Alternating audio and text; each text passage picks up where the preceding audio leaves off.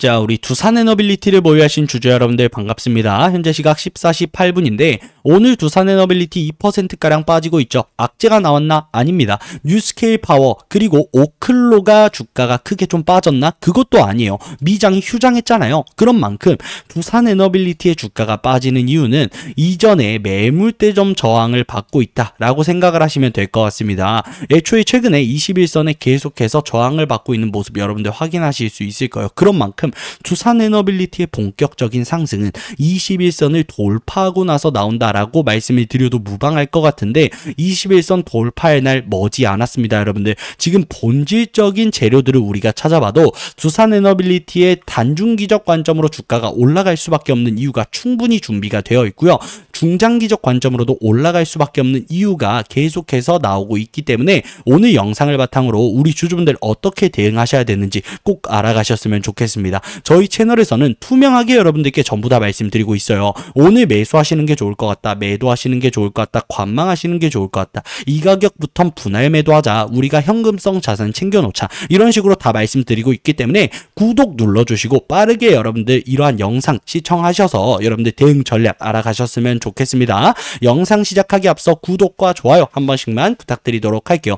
두산에너빌리티는 크게 보면은 엘리어트 파동으로 움직이고 있습니다. 1파 나왔죠. 2파 나왔습니다. 3파 이후에 4파인데 제가 말씀드렸다시피 21선을 돌파해야 슈팅이 좀 나옵니다. 그리고 5파 나오고 나서 뭐요? ABC 하락이란 말이에요. 그렇기 때문에 우리가 이번 5파에 있어서 대응을 좀 잘해야 되는데 우선 두산에너빌리티가 5파 상승이 좀 나올 수밖에 없는 이유가 뭐예요? 맞아요. 외국인들의 최근에 죄송합니다. 외국인들이 최근에 고점 찍고 나서 비중을 좀 줄였잖아요. 그로 인해서 우리 주주분들 걱정을 하시는데 외국인들 아직까지도 정말 많은 비중을 들고 있습니다. 외국인들이 최근에 두산에너빌리티의 비중을 줄인 이유가 뭐예요? 그리고 기술주 성장주에 대한 매도 물량을 좀 만들어낸 이유가 뭡니까? 맞아요. 12월 금리 인하에 대한 불확실성이었어요. 그런데 지금 금리 인하 확률 완전히 판이 바뀌었습니다. 고용지표가 발표되고 나서 금리 인하 확률 40%까지 올라갔죠. 그 전에는 30%였는데 고용지표 발표 이후에 40%까지 올라갔습니다. 그래도 뭐요?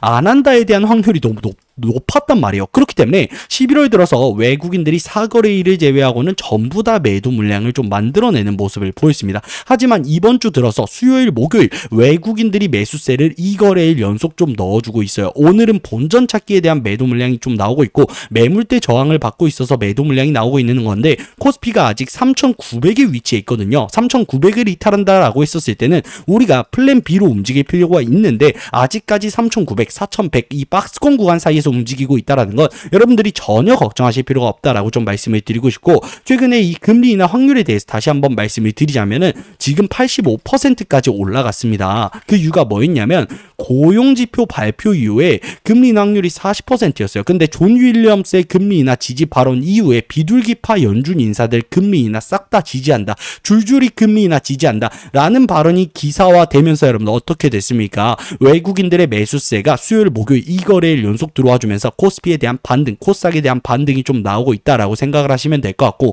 금리 인하가 된다라고 하면은 이 두산에너빌리티의 주포인 외국인들이 어떻게 할 수밖에 없는 상황이요? 매수세를 집어넣어 줄 수밖에 없는 상황이요. 지금 외국인들 비중 다 뺀 거 아니냐? 너 뭔 소리 하고 있는 거냐라고 생각을 하실 수밖에 없을 것 같아요. 최근에 고점 들어서 외국인들이 매도 물량 만들어냈고 이걸 누가 받았어요? 개인들이 받았잖아요. 근데 외국인들은 두산에너빌리티를 2023년 11월부터 잡았습니다. 보시면은 이때부터 비중을 늘려갔어요. 아직까지도 정말 많은 비중을 들고 있습니다. 고점 대비해서 3%가량 비중이 줄긴 했으나 아직까지도 23%의 비중을 들고 있다라는 건 뭐예요, 여러분들? 단기적인 관점으로 들어온 외국인 투자자들의 매도 물량이 나갔고요. 최근에는 이 매도 물량 어떻게 되고 있습니까? 줄어들고 있습니다. 그런 만큼 12월 금리 인하가 이루어진다라고 했었을 때 돈의 가치가 떨어지면서 당연히 두산에너빌리티 많은 비중을 들고 있는 이 외국인들이 어떻게 할 것이다? 매수세를 집어 넣어줄 수밖에 없는 상황이죠. 그로 인해서 오파가 만들어질 것이고 이에 대한 기대감만으로도 21선을 돌파할 가능성이 매우 높다라고 좀 말씀을 드릴 수 있을 것 같습니다. 그 밖에도 두산에너빌리티가 2분기, 3분기 실적 발표가 좀 아쉬웠잖아요. 그런데 제가 여러분들께 매번 영상에서 좀 말씀을 드리는데 이 두산에너빌리티의 본격적인 어닝 서프라이즈 언제 나온다고? 나온다고. 2026년 1월부터 나온다고요. 제 개인적인 생각을 여러분들께 말씀드릴 게 아니라 이걸 한번 보시면은 여러분들이 이해가 되실 겁니다. 자, 보시면은 이 대형 원전에서는 올해 말 체코 두코바니 5-6호기 본계약 체결에 이어서 2026년부터는 불가리아와 폴란드에서 이 웨스팅하우스가 추진 중인 신규 원전 프로젝트의 기자재 수주가 기대된다는 이유에서 2026년 1월부터 본격적인 실적 발표에 대한 기대값이 거론이 되고 있는 상황입니다.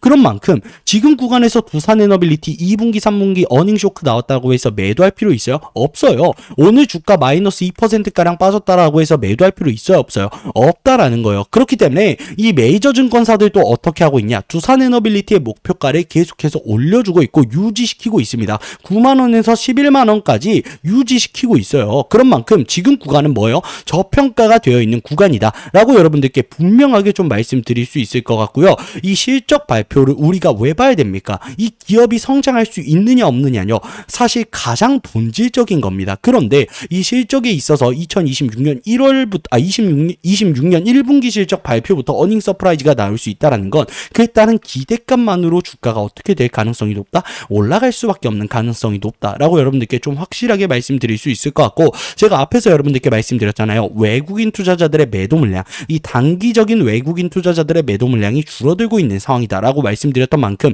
최근에 거래량을 좀 확인해 보시면은 거래량이 줄어들고 있습니다. 그렇다는 건 뭐예요?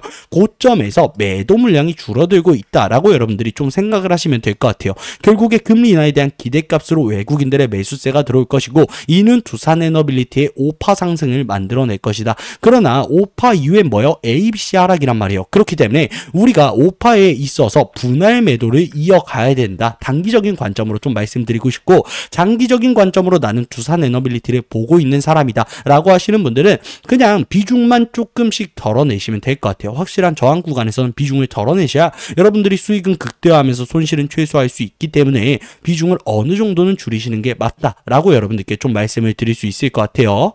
그리고 이 두산에너빌리티의 주봉을 우리가 좀 같이 확인해 봤었을 때 급격하게 올라가는 과정에서 11선을 크게 이탈한 적이 없습니다. 여러분들, 이때가 뭐였어요? 한미 정상회담을 앞두고 웨스팅하우스와 불공정 계약을 맺었다라는 여론, 찌라시를 퍼뜨리게 되면서 개인 투자자들의 매도 물량을 외국인들이 싹 다 받았습니다. 이때도 여러분들 개미 털고 나서 외국인들이 받았죠. 그리고 나서 11선을 자세히 보시면은 이탈하고 나서 어떻게 돼요? 반등이 바로바로 나와주고 있는 모습이에요. 왜? 외국인들이 23%의 비중을 들고 있는 만큼 주가가 떨어진다라고 하면은 가장 아쉬운 건 누구예요? 외국인이에요. 그렇기 때문에 여러분들이 지금 구간에서 전혀 걱정하실 필요가 없고, 최근에 이 금리 인하에 대한 가능성이 계속해서 높아지고 있다 보니까 계속해서 매도를 가져갔었던 기존의 이 메이저 증권사들 어떻게 했습니까? 여러분들 보시면은 UBS 증권, 모건스탠리, 골드만삭스, 시티그룹 등 이 매도 물량을 3달이라는 기간 동안 만들어내고 있었는데, 최근에는 어떻게 했습니까? 여러분들 매수세를 넣어주고 있는 모습 좀 확인하실 수 있을 겁니다. 이전에 고점에 대한 차익 실현 매도 물량 다 만들어냈고 얘네 어떻게 하고 있다? 다시금 비중을 늘려가고 있다. 그렇기 때문에 지금 추세가 완전히 바뀌었고 외국인들의 매수세가 다시금 두산에너빌리티로 들어오고 있는 과정이다 라고 좀 알고 계시면 될 것 같아요. 그리고 여러분들이 확실하게 좀 아셨으면 좋겠는 게, 이 금리 인하에 대해서 얘기를 계속 하다 보니까 좀 질리실 수도 있을 것 같아요. 다른 전문가들도 뭐 시황 브리핑 해주시는 분도 금리 인하 절대 빼먹지 않잖아요. 그런 만큼 우리가 이걸 좀 같이 확인해 보면 좋은데, 보시면은 1980년부터 2024년까지 44년이라는 기간 동안 총 11번의 금리 인하를 통계적으로 모아놓은 자료입니다. 익스펜션이 뭐예요? 경기가 좋았을 때 한 금리 인하, 리셉션이 경기 침체일 때 한 금리 인하, 올레이트 컷 사이클스가 둘 다 모아놨다라고 생각을 하시면 될 것 같습니다. 우리가 봐야 되는 게 뭐예요? 이 파란색 선이죠. 왜? 고용시장의 부진으로 인한 금리 인하기 때문에 경기 침체로 가는 걸 금리 인하로 막자라는 취지로 금리 인하를 했었잖아요. 그렇기 때문에 우리가 이 파란색 선을 봐야 된다. 보시면은 지금 상황이랑 매우 똑같습니다. 금리 인하에 대한 기대감만으로 금리 인하 이전에 수급이 들어와요. 맞죠? 그리고 금리 인하가 되고 나서 돈의 가치가 떨어지기 때문에 상대적으로 시장에 많은 수급이 들어올 수밖에 없는 상황입니다. 맞죠, 여러분들? 그리고 나서 3개월 차 때 눌렸다가 결국에 상승인데 지금 딱 똑같잖아요. 최근에 눌렸었던 이유가 12월 금리 인하에 대한 불확실성. 이 경기 침체로 인한 금리 인하는 당연히 금리 인하에 대한 불확실성. 금리 인하 안 해도 될 것 같은데 이러한 여론들이 나올 수밖에 없다고요. 그러면 세력들은 여러분들 어떻게 하겠습니까? 저점에서 매집한단 말이야. 그렇기 때문에 우리가 아까 메이저 증권사들 봤었을 때 기존에 고점에서 계속해서 매도하다가 최근에 어떻게 했다? 매수세로 바꿨다. 왜? 금리 인하 확률이 올라가다 보니까. 그렇기 때문에 저점에서 털리는 건 누구예요, 여러분들? 개인 투자자들만 털리고 있다라는 거예요. 그래서 여러분들이 지금 구간에서 매도하시면 그거 누가 가져간다고요? 세력이라고 불리는 외국인들이 가져간다고요. 금리 인하의 끝은 결국 상승이라는 거 여러분들 절대 잊지 않으셨으면 좋겠습니다. 자, 제가 금리 인하 예시를 하나 들어드릴 텐데 우리 주주분들이 잘 아시는 삼성전자를 좀 예시로 들어드릴게요. 보시면은 삼성전자가 2020년도 때일 거예요. 이때요, 여러분들. 2020년도 3월에 얼마였습니까? 주가가 약 45,000원 구간에 위치해 있었어요. 4만원 구간에 위치해 있었는데 금리 인하하고 나서 3월부터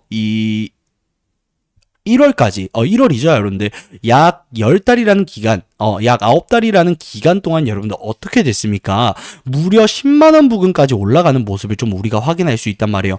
하지만 금리 인하가 된다라고 해서 주가가 바로 올라갔나요? 아니라는 겁니다. 올라갔다 떨어졌다, 올라갔다 조정받고 올라가는 모습을 좀 보여주고 있단 말이에요. 두산 에너빌리티도 충분히 이렇게 올라갈 수밖에 없고 지금 현재 비트코인 가격도 많이 올라간 만큼 어떻게 될 수밖에 없는 상황이요. 다시금 기술주 성장주의 매수세가 강하게 들어올 수밖에 없는 상황이다. 그러면 당연히 두산에너빌리티의 주가는 어떻게 된다? 올라갈 수밖에 없는 상황이다. 그리고 우리가 거시적인 관점으로 봤었을 때 지금 AI 버블 하는데 결국에 이 엔비디아 실적 발표에 있어서 계속해서 어닝 서프라이즈가 나오고 있고 이번에 삼성전자, SK하이닉스 메이저 증권사들에서 목표 주가 계속해서 올려주고 있는데 그 근거를 뭐라고 말하나요? 실적이 우상향될 수밖에 없다. 영업이익이 우상향될 수밖에 없다라는 근거로 목표 주가를 자꾸 올리고 있고 이 투자자들에게 매수 의견을 계속해서 유지시키고 있습니다. 자, 2008년에도 여러분들 애플이 아이폰, 이 스마트폰 생태계를 구축하겠다라는 발언을 하고요. 그 기대값에 있어서 주가가 올라갔는데 이때도 어떤 얘기가 나왔냐면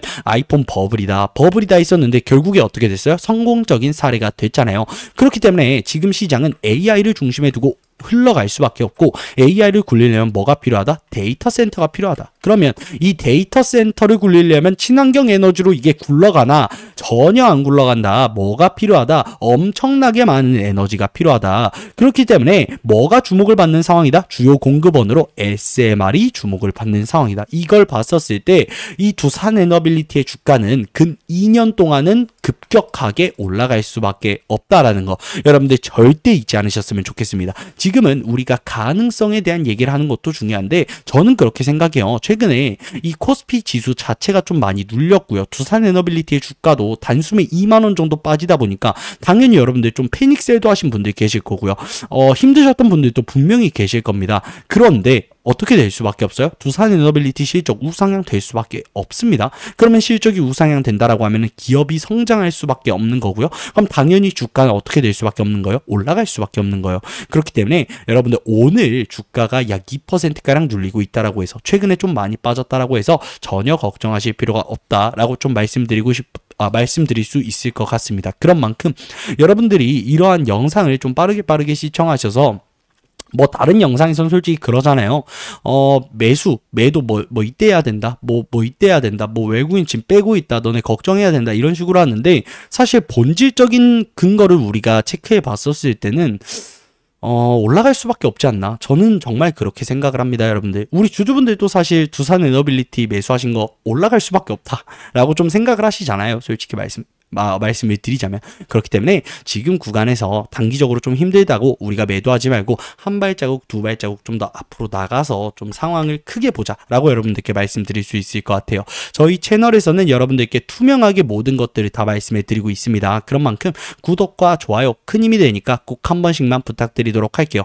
오늘 제가 완전히 라이브로 여러분들 준비했습니다. 그런 만큼 약간 제가 삐걱거리는 부분이 분명히 있으셨을 건데 양해 좀 부탁드리도록 하겠습니다. 여러분들 오늘 영상 여기까지고요. 내일 또 두산에너빌리티 영상으로 좀 찾아뵙도록 하겠습니다.